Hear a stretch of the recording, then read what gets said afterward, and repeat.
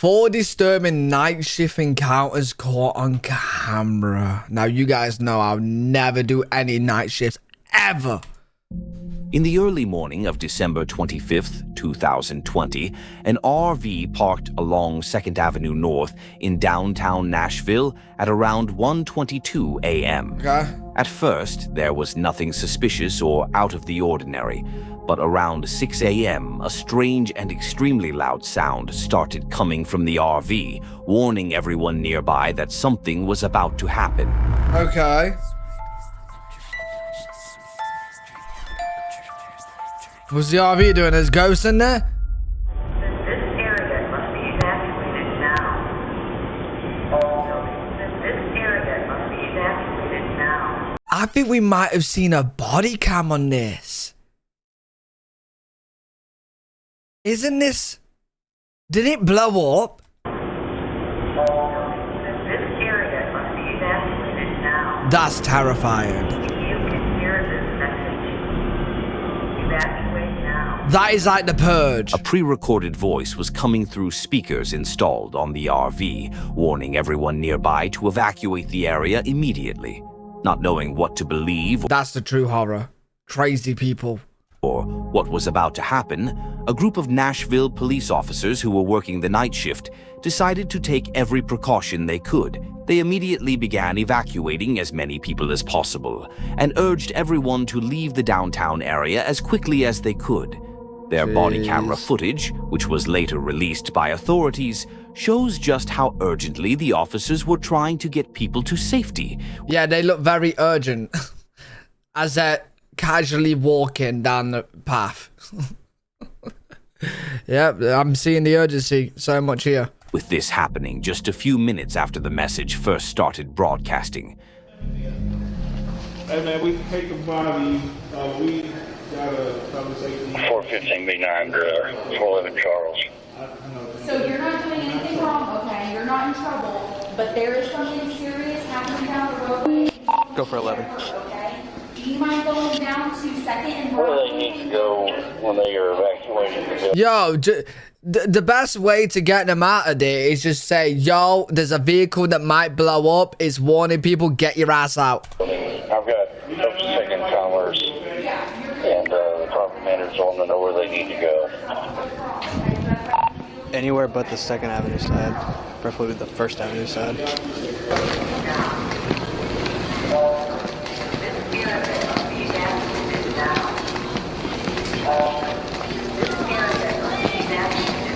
Yo, did we ever find out if there was a reason for this? Because, like, bro, who takes a vehicle to blow up and warns everyone to leave? Right? That's more of like a message to, like, the government than anything else. Do you know what I'm saying? Like, it's obviously not a... Well, it still is a terrorist act, but, like, you would think that, like, they wouldn't warn them. You'd just blow up. Do you know what I mean? So strange. That's so weird. That's like something out of a movie. It is like a movie. Yeah. Evacuate now. They're just casually walking by it. Stay clear. Vehicle. Stay clear. Vehicle. Inquiz, thanks so much for the tier 1, bro. Ortiz, what's good, dude? Going around that RV and hearing the message really gave off an incredibly creepy vibe, perfectly matching what the officers described as feeling like something straight out of a movie. It is the They had Purge. no idea whether this was some kind of prank or if the warning was actually real.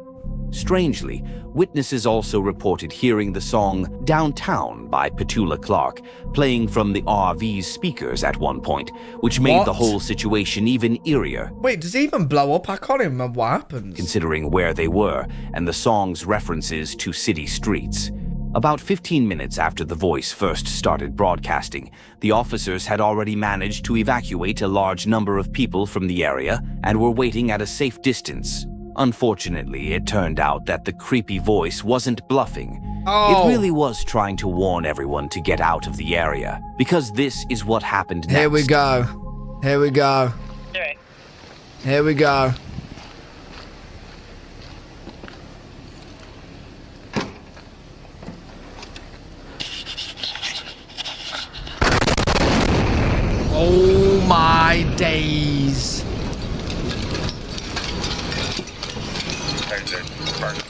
Oh my days. 423, just had an explosion. Fire medical down here just went off. Fire medical signal 10. Whew.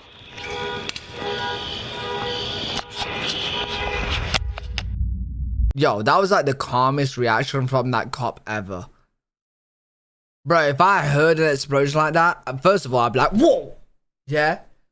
And then secondly, like, you'd run over to it as an officer, right? See if anyone's in trouble. Try to be calm. True, he's professional. He's professional.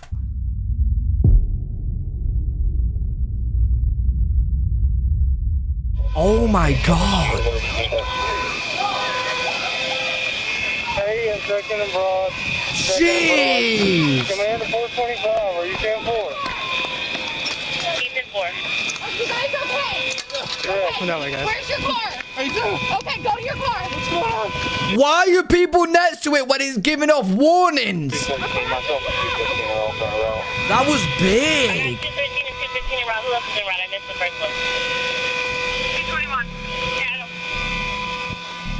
The RV eventually exploded. The blast heavily damaged dozens of buildings in Nashville's historic district. Oh my and God. caused a major disruption to AT&T's telecommunications network across multiple states, affecting 911 call centers, hospitals, and other essential services for days. Thankfully, because of the warning message, no members of the Yo, when we seen this story, we did not see this much footage. public were killed, although several people were injured. The officers can be seen moving the remaining people farther away from the area, just in case another explosion happened. Authorities later confirmed that the RV belonged to 63-year-old Anthony Quinn Warner, an IT consultant from Antioch, Tennessee, who had worked for years installing computer and alarm systems, including some previous contract work for the Metro Nashville Police Department. The only person who died in the explosion was Warner himself, who was still inside the RV when it detonated. After the bombing, investigators began digging into his life, Why? trying to understand what could have driven him to do something like this. What they uncovered was deeply disturbing. Was good, FC. Welcome, dude. Friends and acquaintances said Warner had become increasingly fixated on conspiracy theories involving 5G technology, government surveillance, and even reptilian and alien theories. Okay. The fact that he specifically targeted an AT&T facility fueled speculation that his beliefs about 5G may have played a role, although Wait, what was this conspiracies about 5G though? Like, what was the actual conspiracy? investigators were cautious about identifying that as the definitive motive. In the weeks leading up to the bombing, Warner gave away his house and a car to acquaintances and reportedly told an ex-girlfriend that he had terminal cancer, although there was no Yeah, so he was planning on going out. Makes sense. confirmed record of such a diagnosis. Even more disturbing, his ex-girlfriend had contacted police about 16 months before the explosion, claiming that Warner 5G was said to cause cancer. You know what? And it's probably not even a conspiracy. It probably is true. Probably is true. But doesn't everything nowadays? Literally everything does. Like all of us sat here watching our screens probably causes cancer. I think everything does. was building explosives inside his RV outside their home. And then there was a chilling conversation just 4 days before the bombing. On December 21st, 2020, Warner's neighbor, Rick Lauda, saw him standing near his mailbox in their Antioch neighborhood and stopped to talk, as they apparently did from time to time. Lauda casually asked how Warner's elderly mother was doing, and then asked him, "Is Santa going to bring you anything good for Christmas?" Warner smiled and replied, "Oh yeah, Nashville and the world is never going to forget me." 4 days later, Nashville would be changed forever. The FBI's final assessment, released in 2021, concluded that there wasn't one clear motive behind the bombing. Instead, investigators believed a combination of paranoia, personal losses, and what Warner believed was a terminal illness may have contributed to what happened. They ultimately believed that he wasn't specifically trying to kill other people. Well, yeah, he definitely wasn't trying to kill people. Hence why there was so many warnings for such a long time. He definitely wasn't trying to kill people. He was either, you know, trying to do damage to the AT&T for his conspiracies, or he just wanted to go out and be on the news. And that his declining He mental wanted the health attention. likely played a major role in the events leading up to the explosion. But knowing what happened afterward, that warning coming from the RV becomes even more chilling. It wasn't a prank. The voice was giving people That's one creepy. last chance to It get is. away. It is. Yo, because a lot of people, like, thankfully, no one got seriously hurt, right? Because, like, a lot of people will probably just think that that is a prank. Ninny, thanks so much for the prime, Ninny. On January 19th, 2019, Uber driver Albert Castro picked up a passenger outside a bar in Citrus Heights, California. The passenger was 32-year-old Chu Vong, who had spent hours drinking and was heavily intoxicated. Right. For Albert, transporting drunk passengers was nothing unusual. Normal. It was simply another part of his job, so he had no reason to Hey, yo, he's got a party car. The hell is this? believe this particular ride would be any different, but that assumption changed very quickly.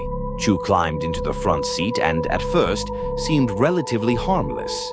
He attempted to make conversation with Albert, although his speech and behavior clearly showed how intoxicated he was. Then, without warning, Chu became increasingly agitated. He began telling Albert that they were going to crash. Albert tried to reassure him, explaining that everything was under control. Yo, is it normal? Is it normal to sit in the front of a taxi? You know, if you guys get Uber taxis and you're by yourself, do you sit in the front, in the back, or in the back? I think it's weird if you sit in the front. You only sit in the front if there's like 4 of you, and obviously 3 in the back, 1 in the front. And there was no danger of an accident. What Albert didn't understand was that Chu wasn't actually warning him about a crash. He was threatening him. And only moments later, Albert discovered And it would be so bad to have a drunk in the front of the car that you don't know. I would never do it. I would never. First time I got Uber, I sat in the front and I realized it was so weird and awkward. Yeah. Bro, I'd find that so awkward, man. Like, I just go in the front of the Uber, I'm just like, oh, hey. Like, yo. Nah, like by yourself, that's awkward, bro. exactly what Chu had in mind. Fortunately, the entire confrontation was captured by Albert's dash camera. We're going to Southside. Oh my god. Man! Yo, good job he's a big guy, man.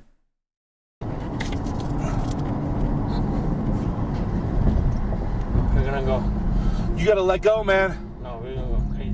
Albert reacted as quickly as he could, using all his strength to Well restrain Chu's played. hands and prevent him from grabbing the steering wheel. They were traveling at high speed on the highway, so losing Jeez. control of the car could have ended in a fatal Albert needs an elbow right into his chin. crash. After attempting to take control Knock of the him wheel, out. Chu appeared to pass out, and for a moment it seemed like Albert had everything under control. But that didn't last long. Just moments Yo, later, pull Chu over. suddenly tried to grab the steering wheel again. Albert, pull over. Albert!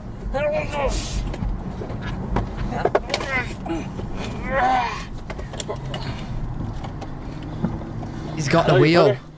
Hey, brother. We're not gonna die, man, but you gotta let go. No, I love you, brother. I love you, brother. This is You insane. gotta let go, man. I love you, brother. This is insane. He has stopped, Annie. I think he's stopped. Just, brother. Yeah, he's stopped. Brother. I love you, brother. Yeah, I'm not gonna lie. Kick his ass out. He can walk. I don't care. It's on the highway. Kick his ass out. You try to kill me? Try to kill me.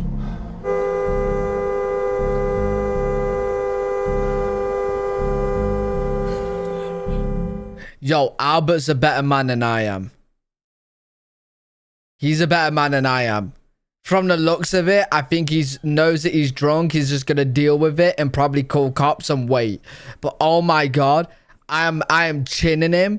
I'm taking off his belt and I'm chucking him out the car. Fortunately, realizing just how dangerous the situation had become, Albert decided to slow down and pull over carefully, giving the vehicles behind him enough time to react and preventing what could have turned into a major chain reaction collision on the highway. What made the situation even more disturbing was how little Chu seemed to care about what was happening, or perhaps... But he's drunk. Well, like not all drunk people are gonna do this, but he's obviously a bad drunk. And God knows what's going on in his life, which could make it worse. You know what I mean? Like, he could be suffering in his life or something, or he's, you know, he's depressed or something, and now he's drunk, and now he's, like, having these thoughts, right? Like, who knows? Perhaps he was simply too intoxicated to understand the danger. He kept saying things like, "We're going to die," as if it were nothing.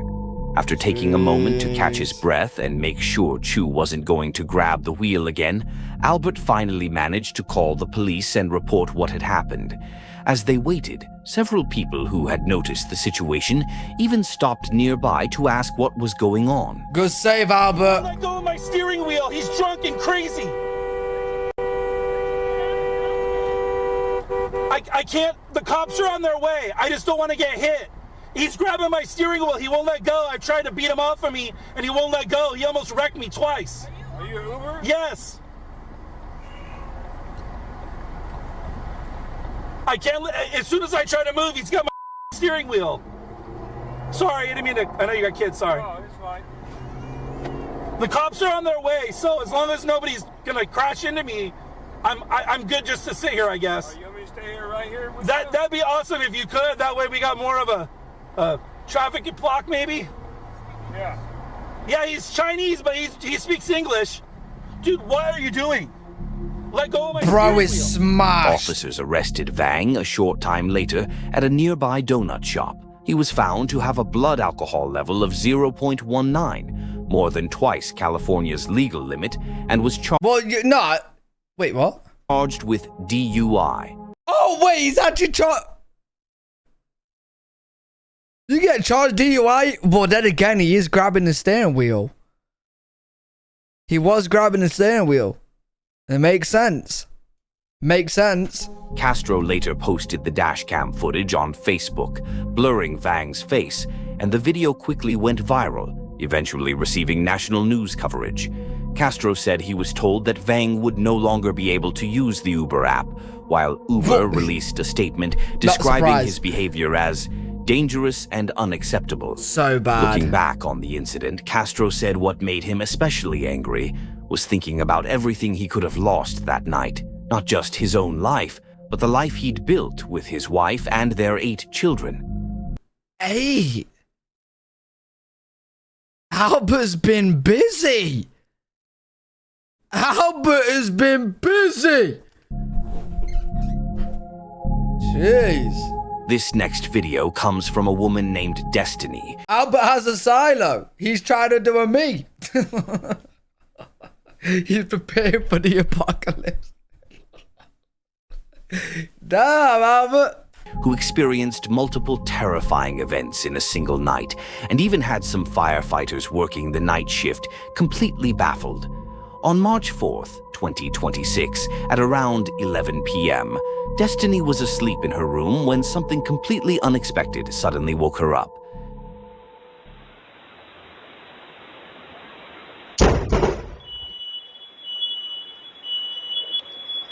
What the hell was that, bro?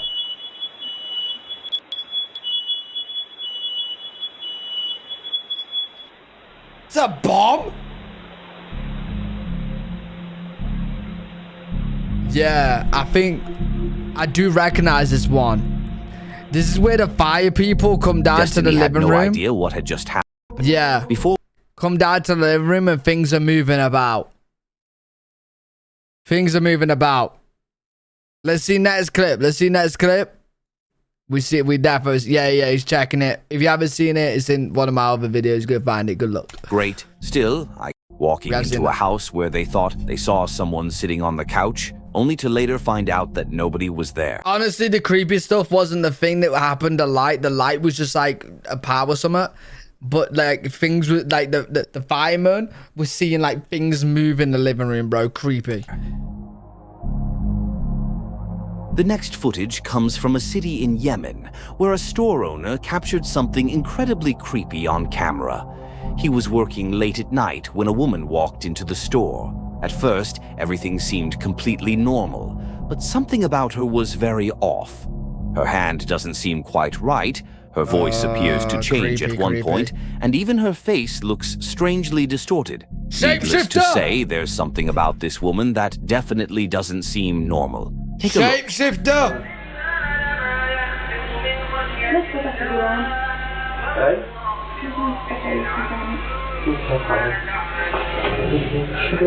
What the hell? Why did he move back like that?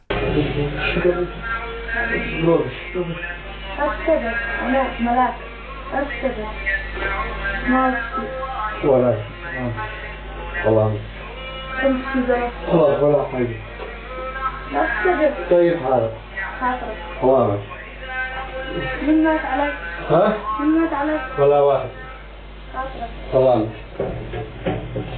Yo.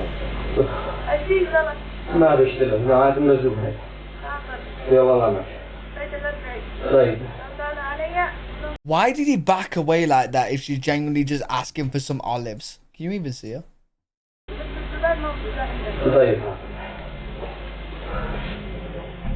The first thing that stands out about this woman is her appearance. Her skin looks unusually pale, almost like someone who's sick or even deceased, giving her an incredibly uncanny look. A lot of people believed this was a clear case of an evil entity pretending to be a normal person. It did look like she The sudden change in her voice and the strange questions she kept asking, repeatedly saying, "Who passed away?" only made the encounter even creepier. Now, whether she was simply a normal person... Yo, does she think she's deaf or something? Genuinely trying to find out if the store owner was grieving or there was something much stranger going on, I'll leave that one up to you. Weird. Weird.